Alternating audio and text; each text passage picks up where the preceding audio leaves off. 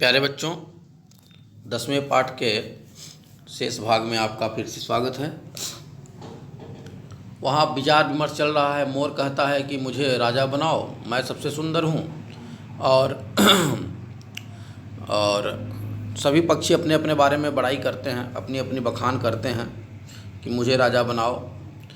एतत् अस्मिन् एव काले व्याघ्रचित्रकौ अपि नदी जलं पातुम् आगतौ एतत् विवादं शृणुतः वदतः च।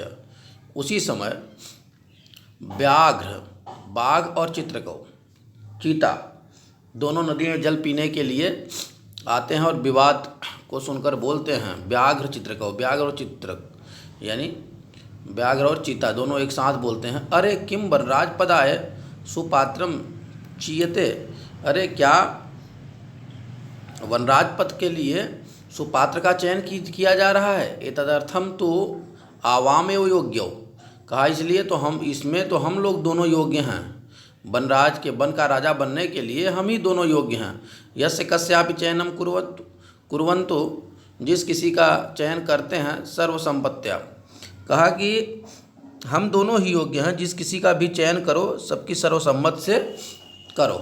सिंह, शेर बोलता है, तूष्णी भव भो, अरे शांत रहो। युवामपि मत सदृशौ भक्षकौ न तू रक्षकौ, कहा तुम लोग भी मत सदृशौ, मेरे समान ही भक्षक हो, न तू रक्षकौ, न कि रक्षक हो। कहा कि तुम भी मेरे समान वन्य जीवों को खाने वाले हो और उनकी रक्षा करने वाले नहीं हो। एते वन्य जीवा भक्षकम रक्षक पद योग्यम न मन्यन्ते, कहा ये जो वन में जीव रहने वाले जीव हैं ये भक्षक को अपना रक्षक पद के योग्य नहीं मानते हैं। अतएव विचार विमर्श प्रचलति, इसलिए विचार विमर्श चल रहा है। इतने में बगुला बोलता है, सर्वथा सम्यक उक्तम सिंह महोदयेन, कहा कि शेर जी के द्वारा उचित बोला गया। सर्वथा उचितम उक्तम सिंह महोदयेन, शेर जी के द्वारा जंगल के राजा सिंह के द्वारा बहुत ही अच्छा बोला गया। वस्तुतः एव सिंहेन बहुकाल पर्यंतम शासनम कृतम, कहा कि वास्तव में तो शेर के द्वारा बहुत समय तक शासन किया गया। परम अधुना तो कोऽपि पक्षी एव राजा इति निश्चितेभ्यम तव्यम, कहा कि बहुत समय तक शेर के द्वारा राजपद को भोगा गया, लेकिन इस समय निश्चित ही कोई पक्षी राजा होगा। अत्र तो संशीलिते लेस्यापि अवकाशः एव नास्ति, कहा कि वास्तव में इनके द्वारा तो बहुत दिन तक इसमें कोई लेस मात्र भी शंका नहीं है, क्योंकि कोई पक्षी ही राजा होगा।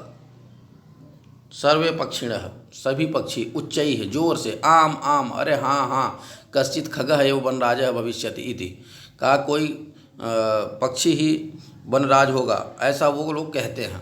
परम कश्चिदपि खगः आत्मानं विना नान्यं कमपि अस्मैः पदाय योग्यं चिन्तयन्ति, तर्हि कथं निर्णयं भवेत्। तदा तैः सर्वैः गहन निद्रायां निश्चितं स्वपन्तं उलूकं वीक्ष्य विचारितं तो यदेशः, कहा कि इतने में सभी पक्षी कहते हैं कि हाँ हाँ, जो है पक्षी को ही होना चाहिए। लेकिन सभी पक्षियों ने अपनी अपनी बड़ाई किया, कहा कि ऐसा पक्षी ढूंढिए जो कि बड़ाई न करता हो। इतने में पक्षियों ने देखा कि एक उल्लू जो है अर्धनिद्रित सोते हुए अवस्था में है और वो उसने अपने बारे में कुछ भी नहीं कहा। तो कहा कि एवस्माकं राजा भविष्यति, कहा ये उल्लू ही हमारा राजा होगा। परस्परम आदिशन्ति च तदा नियंताम नृपाभिषेक संबंधिनः संभाराः इति, और ऐसा आपस में बातचीत करके जो भी वस्तुएं हैं राज्य अभिषेक के लिए वो सब लाते हैं। सर्वे पक्षिणः सज्जायै गन्तुमिच्छति तर्हि अनायासम एव, सर्वे पक्षिणः सज्जायै गन्तुमिच्छति तर्हि अनायासम एव, कहा कि परस्पर आदेश देते हैं राजा के लिए। जो मैंने बताया कि उल्लू को देखकर विचार किया गया, इस पद के लिए उल्लू ही सही है। और सभी राज्याभिषेक संबंधी सामग्रियों के लाने के लिए सभी पक्षी तैयारी करते हैं। और तभी अचानक ही तर्हि अनायासम एव, तभी अचानक ही काकः अट्टहासपूर्णेन स्वरेण, काक कौवा हंसते हुए स्वर में बोला, सर्वथा अयुक्तमेतत् यत् यत् मयूर हंस कोकिल चक्रवाक सुक सारसा आदिषु पक्षी प्रधानेषु विद्यमानेषु दिवा अंधस्य अस्य कराल करालवक्त्र अस्याभिषेकार्थम सर्वे सज्जाः।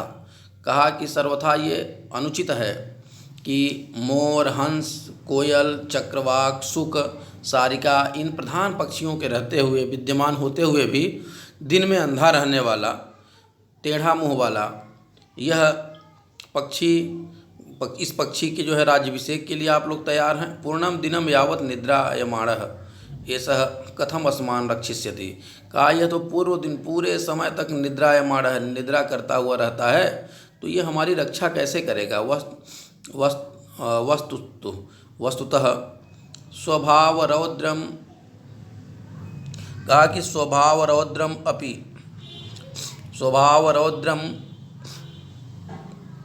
मत्योग्रम क्रूरम प्रियवादिनम उलूकम निपितम कृत्वा कानो सिद्धिर्भविष्यति। कहा इसका अन्वय देखिए कि स्वभाव रौद्रम अति उग्र क्रूरम अति प्रिय अप्रियवादिनम उलूकम नृपतिम कृत्वा कानु सिद्धिर्भविष्यति। कहा कि स्वभाव से ही क्रोधी, भयंकर, क्रूर तथा अप्रिय बोलने वाला उल्लू को राजा मानकर हमारी क्या सिद्धि होगी, अर्थात हमारा कौन सा काम बनेगा। इसने कहा, इस कौवे ने कहा कि जो स्वभाव से उग्र है और टेढ़े मुंह वाला है, भयंकर है, क्रोधी है, अनुचित बातों को बोलता है, ऐसे उल्लू को हमारा राजा बना करके हम लोगों का कौन सा काम सिद्ध हो जाएगा। ततः प्रविशति प्रकृति माता, इतने में प्रकृति माता का प्रवेश होता है। प्रकृति माता आती हैं, नाटक चल रहा है तो प्रकृति माता आ जाती हैं। प्रकृति माता सस्नेह, बड़े स्नेहपूर्वक बोलती हैं, भो भो प्राणिनः, अरे अरे प्राणियों, यूयम सर्वे एव मे संतति, तुम सब तो मेरी संतान हो। कथम मिथः कलहम कुर्वन्ति, कैसे आपस में जो है कलह कर रहे हो। वस्तुतः सर्वे वन्य जीविनः अन्योन आश्रितः, कहा कि वास्तव में ये सभी वन्य जीव एक दूसरे पर आश्रित हैं। सदैव स्मरत, हमेशा स्मरण करो, हमेशा ध्यान रखो। कहा कि ददाति पतिगृह्णाति गुह्यम आख्याति पृच्छति भुक्यते भोजयते चैव खड विधि प्रीति लक्षणम। इसमें प्रीति के 6 लक्षण बताए हैं। आप इसका देखिए अन्वय कि ददाति प्रतिगृह्णात, ददाति मतलब देता है, प्रतिगृह्णाति लेता है, गुह्यम आख्याति और पूछता है, पृच्छति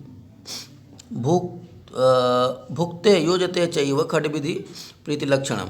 कहा उपयोग करता है या भोगता है तथा संयुक्त करता है या मिलता है, ये सब प्रीति के 6 लक्षण हैं। भावार्थ ये देखेंगे कि देता है, लेता है, रहस्य कहता है, पूछता है, उपभोग करता है या भोगता है तथा संयुक्त करता है अथवा मिलाता है, प्रीति के यह लक्षण है। भाव यह है कि इन्हीं 6 कार्यों से परस्पर प्रीति व सद्भाव बना रहता है। ये किसने कहा? जिसने प्रकृति माता ने ऐसा बोला। सर्वे प्राणिनः समवेत स्वरेण, सभी जो प्राणी थे, जंगल में जीव थे, उन्होंने एक ही स्वर में बोला, मातः कथयत तु भवती सर्वथा सम्यक परम वयम भवतीम न जानीमः। कहा कि हे माता, आप तो एकदम सर्वथा उचित कह रही हैं, लेकिन हम सब आपको नहीं जानते हैं। भवत्याः परिचयः कः, आपका परिचय क्या है, आप कौन हैं। तब प्रकृति माता बोलती है कि प्रकृति माता, अहम प्रकृति, मैं प्रकृति हूँ, युष्माकम सर्वेषां जननी, तुम सबकी माता हूँ। यूयम सर्वे एव मे प्रियाः, तुम ही सब मेरे प्रिय हो। सर्वेषां एव मत्कृते महत्वम विद्यते, और तुम सब का महत्व मेरे लिए है। यथा समयम न तावत, जिस समय तक कलहेन समयम वृथा यापयन्तु, इसलिए कि अपना कलह में, इस झगड़े में अपना समय व्यर्थ में मत करो। अपितु मिलित्वा एव, इसलिए मिलकर ही मोदध्वम, प्रसन्न रहो। जीवनम च रसमयम क्रुद्धम, और जीवन को अपने रसमय करो, जीवन को अपने सुखमय तद्यथा तत् तथा कथितम, और उन्होंने इस प्रकार से कहा। प्रजा सुखे सुखम राज्ञः प्रजानां च हिते हितम नात्म प्रियम हितम राज्ञः प्रजानां तु प्रियम हितम।